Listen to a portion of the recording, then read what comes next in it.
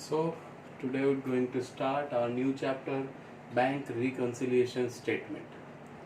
सबसे पहले बच्चों ये समझना ज़रूरी है कि बैंक रिकन्सिलिएशन स्टेटमेंट क्या होता है। बैंक रिकन्सिलिएशन स्टेटमेंट एक स्टेटमेंट है जो अकाउंट होल्डर प्रिपेयर करता है ये फाइंड आउट करने के लिए कि हमारे अकॉर्डिंग बनाई हुई कैश बुक के बैंक कॉलम का आने वाला बैलेंस और बैंक से प्रोवाइडेड पासबुक का बैलेंस, इन दोनों के अंदर हमें डिफरेंस देखने को मिलते हैं। उन डिफरेंसेस के रीज़न क्या हैं, उन रीज़न को फाइंड आउट करने के लिए हम बैंक रिकन्सिलिएशन स्टेटमेंट बनाते हैं और ये पता करते हैं कि क्या इन रेस्पेक्टिव रीजंस से हम बैंक रिकन्सिलिएशन स्टेटमेंट से ये चेक कर पाएँ कि हमारे कैश बुक से आने वाला बैलेंस और पासबुक का बैलेंस दोनों मैच हो रहे हैं। उसे फाइंड आउट करने के लिए हम सबसे पहले ये समझते हैं कि ऐसे कौन से रीजंस हैं जो कैश बुक और पासबुक के बैलेंस में डिफरेंस क्रिएट करते हैं। जनरली ये डिफरेंस जो हमें कैश बुक और पासबुक के बैलेंस में मिलता है, जिसके लिए हम बैंक रिकन्सिलिएशन स्टेटमेंट प्रिपेयर करते हैं, वो रीजंस बेसिकली तीन टाइप्स के होते हैं या तीन कंडीशंस पर या तीन रीजंस पर हमें वो डिफरेंसेस देखने को मिलते हैं। पहला है, वो डिफरेंस हो सकता है कि टाइम गैप की वजह से आ रहा हो। दूसरा है कि वो डिफरेंस हो सकता है कि वो ट्रांजैक्शन सिर्फ और सिर्फ बैंक में ही रिकॉर्ड हुआ, उसके बारे में हमें कोई अंदाजा नहीं था, इसलिए हमने उसे कैश बुक में रिकॉर्ड नहीं किया। या ये हो सकता है कि किसी गलती की वजह से वो हमारे बैलेंसेस मैच नहीं हो रहे। तो हमें इन तीन डिफरेंसेस के बारे में समझना जरूरी है कि इन तीन डिफरेंसेस पर हम फाइंड आउट कर पाएंगे कि हमारे कैश बुक के बैलेंस और पासबुक के बैलेंस में जो डिफरेंस हमें मिल रहा है बैलेंस के अंदर, वो डिफरेंसेस के रीजन क्या है। तो हम इंडिविजुअल बेसिस पर हम इन डिफरेंसेस को समझते हैं। पहला है difference due to timing. Difference due to timing का मतलब है कि हमारी कैश बुक में रिकॉर्ड किया जाने वाला ट्रांजैक्शन की डेट और पासबुक में उस रेस्पेक्टिव ट्रांजैक्शन की डेट में डिफरेंस हो सकते हैं। ये जनरली बैंक रिकन्सिलिएशन स्टेटमेंट किसी पर्टिकुलर डेट पर प्रिपेयर किया जाता है और उस पर्टिकुलर डेट के दिन हमें कैश बुक का बैलेंस और पासबुक के बैलेंस में डिफरेंस मिलता है, तो हम इस रिकन्सिलिएशन स्टेटमेंट को प्रिपेयर करते हैं so as to reconcile the balance between cash book and passbook. तो हम उसी को चेक करने के लिए हमने सबसे पहले रीजन को समझते हैं कि वो डिफरेंस ड्यू टू टाइमिंग क्या होता है। बहुत सिंपल से दो एग्जाम्पल हैं जिनकी वजह से डिफरेंस ड्यू टू टाइमिंग को हम बहुत अच्छे से समझ पाएंगे। पहला है कि अगर कोई चेक हमने इशू किया तो जिस दिन हम चेक इशू करेंगे हमारी कैश बुक में उसकी डेट, इशू डेट जो होगी उसी डेट के दिन हम उसे कैश बुक में बैंक कॉलम में रिकॉर्ड कर देंगे। लेकिन वो चेक जाकर डिपॉजिट होगा बैंक में, बैंक उसे प्रेजेंट करेगा, सामने वाले बैंक जो आपका कस्टमर है जिसने आपको वो चेक दिया या आपने जिसे चेक इशू किया वो जाएगा अपने बैंक में जमा कराएगा, उसका बैंक हमारे बैंक के पास उस चेक को भेजेगा, फिर उसकी क्लियरिंग होगी और इस क्लियरिंग को चलते हुए हो सकता है 1 दिन या 2 दिन का समय लग जाए।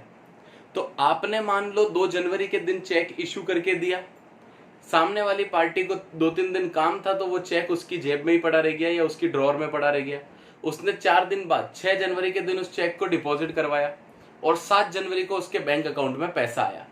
तो अब यहाँ पर डिफरेंस क्या हो रहा है कि आपने उस एंट्री को कब रिकॉर्ड किया, 2 जनवरी को जिस दिन आपने चेक इशू किया, बट वो चेक क्लियरिंग में आपके बुक्स ऑफ अकाउंट्स या आपकी बैंक की पासबुक में कब आया, 7 जनवरी के दिन।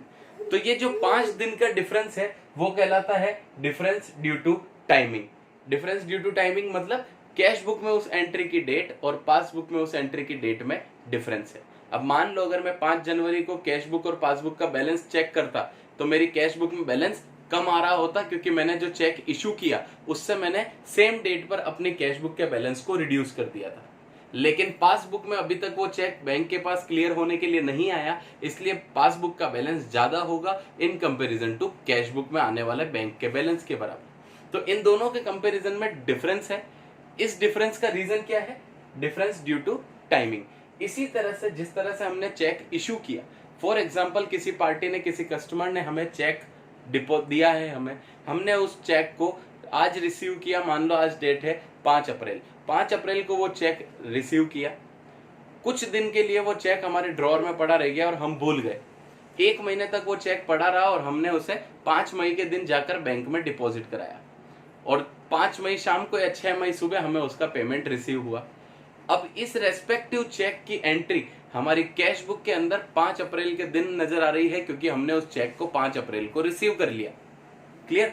अब वो चेक किसी वजह से डिपॉजिट नहीं हो पाया या किसी वजह से वो डिपॉजिट लेट हुआ, इसकी वजह से आपका पासबुक में आने वाला बैलेंस जो है वो कब आएगा? 5 मई को।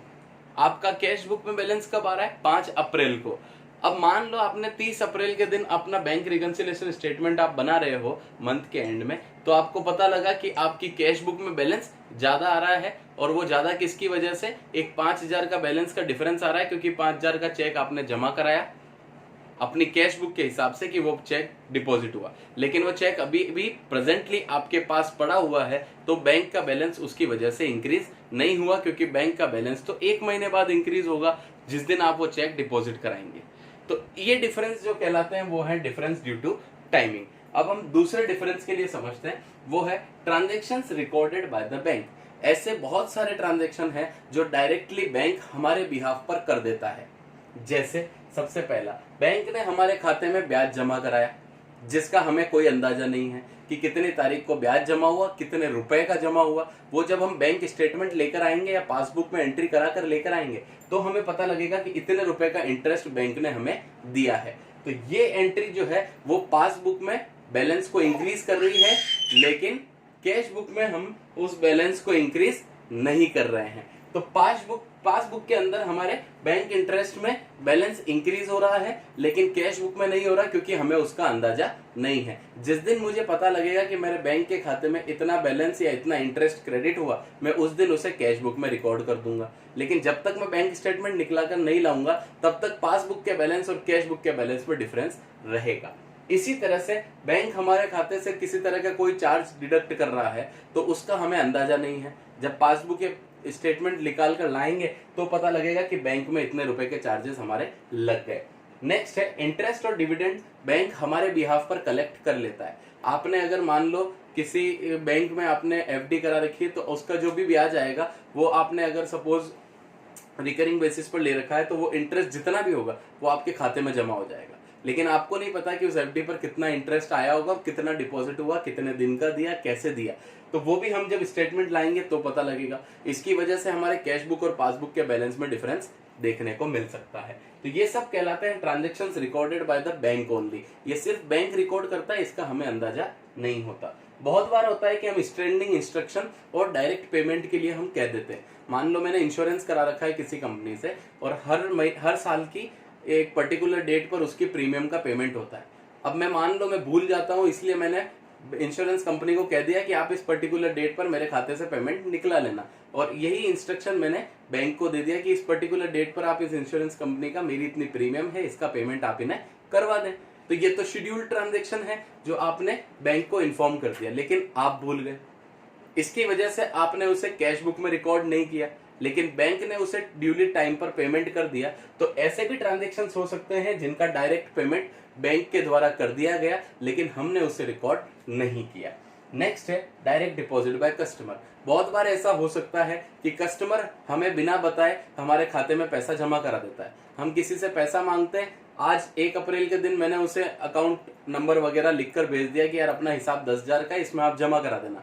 उसने 1 अप्रैल को जमा नहीं कराया, 5 अप्रैल तक हमने देखा तो भी जमा नहीं हुआ, 10 अप्रैल के दिन उसने डायरेक्ट हमारे खाते में वो पैसा जमा करा दिया, जिसकी इंफॉर्मेशन मान लो वो कस्टमर हमें देना भूल गया, और उसे ये लगा कि अपने को आइडिया है कि ये पेमेंट हमारा डिपॉजिट हो चुका है। तो इसकी वजह से भी हो सकता है कि डायरेक्ट कस्टमर ने हमारे बैंक अकाउंट में जमा कर दिया, जिसकी वजह से बैंक का बैलेंस ज्यादा हो गया, और कैश बुक में हमें उस पर्टिकुलर ट्रांजेक्शन का अंदाजा नहीं है, इसलिए उसका बैलेंस में हमें डिफरेंस देखने को मिल सकता है।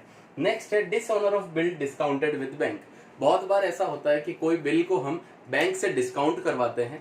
डिस्काउंट का मतलब होता है कि बिल एक तरह से एक पर्टिकुलर ड्यू डेट पर जाकर क्लियर होता है कि मैंने अगर 3 महीने का बिल लिख रखा है तो 3 महीने बाद उसका पेमेंट मुझे मिलेगा। लेकिन बहुत बार ऐसा होता है कि हमें 3 महीने से पहले पेमेंट की रिक्वायरमेंट आ जाती है। ऐसी सिचुएशन में हम जो भी रिक्वायरमेंट टाइम से पहले मीट आउट करना चाहते हैं, तो हम उस बिल को बैंक को दे देते हैं। बैंक अपना डिस्काउंटिंग चार्ज, कुछ रेस्पेक्टिव चार्ज है उसके ऊपर, वो अपना पर्टिकुलर चार्ज डिडक्ट करके हमें पेमेंट टाइम से पहले एडवांस में दे देता है। तो जो एडवांस में हम पेमेंट रिसीव करते हैं बैंक से वो कहलाता है डिस्काउंटिंग ऑफ बिल। तो बिल डिस्काउंट हो चुका है, बैंक से हम एडवांस में पेमेंट ले चुके हैं, लेकिन मैच्योरिटी के दिन वो बिल डिसऑनर हो जाता है, मतलब सामने वाली पार्टी उसका पेमेंट नहीं करवाती है। तो ऐसी सिचुएशन में बैंक ने जितना पैसा हमें दिया वो बिल का सारा अमाउंट बैंक हमारे खाते में से निकाल लेगा, क्योंकि बैंक ने तो हमें देखकर उधार दिया। सामने वाली पार्टी ने अगर बैंक को पेमेंट नहीं किया तो वो पेमेंट बैंक किससे रिकवर करेगा? हमसे। तो हमारे बैंक अकाउंट में से बैंक ने पैसा निकाल लिया। तो अगर कभी कोई बिल जो हमने डिस्काउंट करवाया वो अगर डिसऑनर हो जाता है तो बैंक हमारे खाते में से पैसा निकाल लेता है, जिसका अंदाजा हमें नहीं होता है। तो उसकी वजह से भी कैश बुक और पासबुक के बैलेंस में डिफरेंस आता है। नेक्स्ट है, अगर कोई बिल बैंक ने हमारे बिहाफ पर कलेक्ट कर लिया, कोई बिल का पेमेंट अगर आने वाला था और हमने बैंक में जमा कराकर भूल गए, ऐसी सिचुएशन के अंदर भी हो सकता है कि बैंक हमारे बिहाफ पर उस बिल को हमारे खाते में जमा कर दे और उसका पैसा हमारे बैंक बैलेंस को इंक्रीज कर देगा, लेकिन कैश बुक में हमने उसकी एंट्री नहीं की because we are not aware about that particular bill which is being collected by the bank. और जो लास्ट है वो है एरर्स, कि क्या क्या एरर ऐसी हैं जिसकी वजह से ये डिफरेंसेस हमें देखने को मिलते हैं। एरर्स हो सकती है कि कोई गलती कैश बुक में रिकॉर्ड करने से गलती हो गई, कि 1000 का चेक था, मैंने गलती से 1 जीरो ज्यादा लग गया, 10,000 लिख दिए। 500 का चेक था, एक जीरो गलती से कम लग गया, 50 रुपए लिख दिए। तो ऐसी एरर्स हो सकती है, या फिर कोई एरर ऐसी भी हो जो हम पूरी तरह से ओमिट कर गए, मतलब हम भूल गए, लिखना ही भूल गए। किसी का चेक आया था 500 रुपए का और वो हमने बैंक में भी जमा करा दिया, लेकिन उसे कैश बुक में रिकॉर्ड करना भूल गए। तो इस तरह की गलतियां भी हमसे हो सकती है, जिसकी वजह से कैश बुक और पासबुक के बैलेंस में डिफरेंस देखने को मिल सकता है।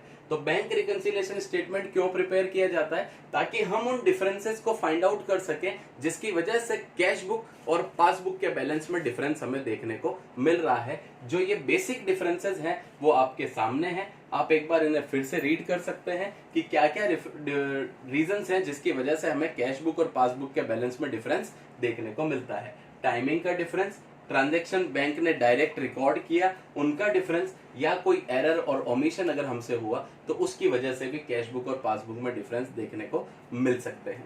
ये सारे रीजंस जो मैंने आपको इंडिविजुअल बेसिस पर एक एक करके समझाए, यही हमें इस चैप्टर से रिलेटेड प्रैक्टिकल क्वेश्चन को सॉल्व करने में हमारी मदद करेंगे। चैप्टर को सॉल्व करने के लिए हमारे पास दो तरीके हैं इसे सॉल्व करने के लिए, कि क्वेश्चन को हम कैसे स्टार्ट करें। हो सकता है क्वेश्चन के अंदर हमें कैश बुक का बैलेंस दे रखा हो और ये डिफरेंस क्रिएट करने वाले कुछ ट्रांजैक्शंस दे रखे हों। कैश बुक का बैलेंस गिवन है, डिफरेंस क्रिएट करने वाले ट्रांजैक्शंस गिवन है, उसे यूज करके हमें हमारे पासबुक का बैलेंस फाइंड आउट करना है कि अगर कैश बुक का बैलेंस मुझे पता है और इन ट्रांजैक्शन की वजह से डिफरेंस आ सकते हैं तो हमारे पासबुक का बैलेंस कितना होगा वो हमें फाइंड आउट करना है। तो उसे समझने के लिए हमारे पास इन ट्रांजैक्शंस को समझना जरूरी है, इन ट्रांजैक्शन के इम्पैक्ट को समझना जरूरी है कि इनका इम्पैक्ट कैश बुक पर कितना है और कैसे होगा, वही पासबुक पर कितना है और कैसे होगा। अगर इम्पैक्ट क्लियर है हमारे दिमाग में, ट्रांजैक्शंस का मीनिंग क्लियर है हमारे दिमाग में, तो इनके प्रैक्टिकल क्वेश्चन को सॉल्व करने में कहीं पर भी कोई इशू नहीं होगा।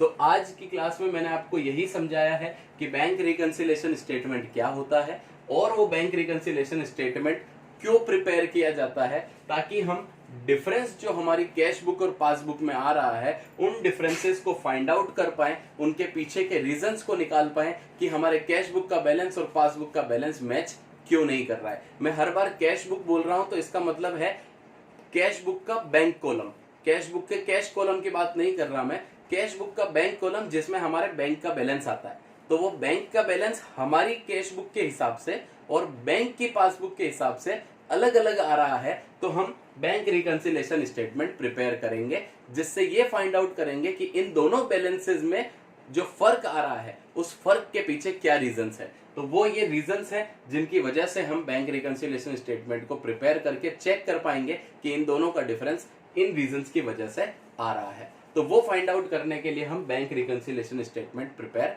करते हैं। आज के लिए इतना ही। नेक्स्ट क्लास में मैं आपको बैंक रिकंसिलिएशन स्टेटमेंट के प्रैक्टिकल क्वेश्चन के बारे में बताऊंगा कि किस तरह से हम बैंक रिकंसिलिएशन स्टेटमेंट के प्रैक्टिकल क्वेश्चंस को करेंगे। इंट्रोडक्टरी पार्ट के अंदर मैंने आपको बैंक रिकंसिलिएशन स्टेटमेंट क्या होता है और किसकी वजह से ये डिफरेंसेस आते हैं, ऐसे क्या रीजंस है जिनकी वजह से कैश बुक और पासबुक के बैंक बैलेंस के अंदर डिफरेंस आता है, उन रीजंस को भी हमने समझा। Thank you.